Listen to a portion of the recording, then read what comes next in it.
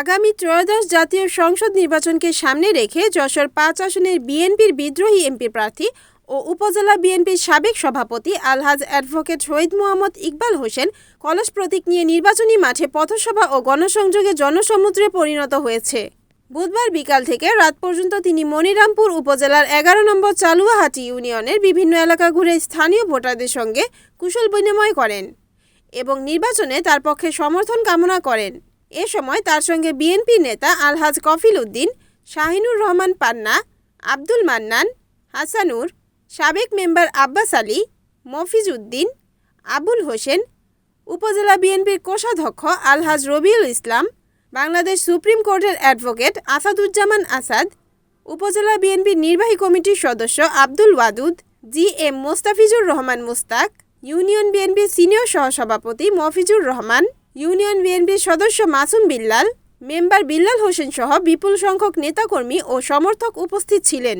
গণসংযোগকালে advocate শহীদ ইকবাল হোসেন বলেন, আপনারা জানেন যে আমাকে মনোনয়ন দেওয়া হয়েছিল। আমি 22 দিন বিএনপির মনোনীত প্রার্থী হিসেবে আপনাদের কাছে ভোট চেয়েছি। আমি আমার কর্মকাণ্ড শুরু করেছি। জেলা নেতৃবৃন্দ এসে আমাদের কমিটি করেছে।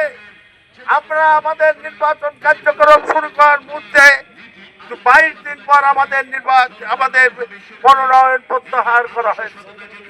আমার কেন আমাদের হাজার হাজার বিএনপি নেতা কর্মীদের আজকে হৃদয়ে রক্তক্ষরণ হয়েছে। এই রক্তক্ষরণের কারণেই আমি বিএনপিকে রক্ষা করার জন্যই কিন্তু আজকে এই নির্বাচনে আমি অংশগ্রহণ করেছি।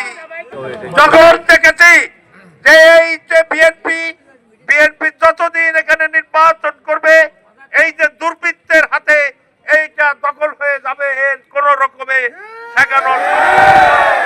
তাই আমি আপনাদেরকে অনুরোধ করবো, আসুন আমি আজকে আমার জীবনকে উৎসর্গ করে দিয়ে আমি বিএনপিকে রক্ষা করতে চাই।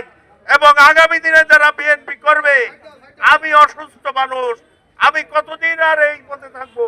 আগামী দিনে যারা বিএনপি করবে তাদের জন্য একটা নিরাপদ বিএনপি আমি গড়ে তুলতে চাই। আপনারা আমার কলস প্রতীকে ভোট দিয়ে একটি মানবিক মনিরামপুর, সন্ত্রাস চাঁদাবাজ মুক্ত মনিরামপুর এবং একটি অহিংস মনিরামপুর গড়ে তোলার সহযোগিতা করবেন, এই কথা বলে এ সময় তিনি শিক্ষা, চিকিৎসা ও বাসস্থানের মতো মানুষের মৌলিক চাহিদা পূরণে অগ্রাধিকার দেওয়ার অঙ্গীকার ব্যক্ত করেন। এলাকাবাসী জানিয়েছেন, শহীদ ইকবাল হোসেন একজন ভালো মনের মানুষ। সব সময় তাকে বিপদ আপদে পাওয়া যায়। আমরা বিজয় নিশ্চিত করতে একযোগে কাজ করছি।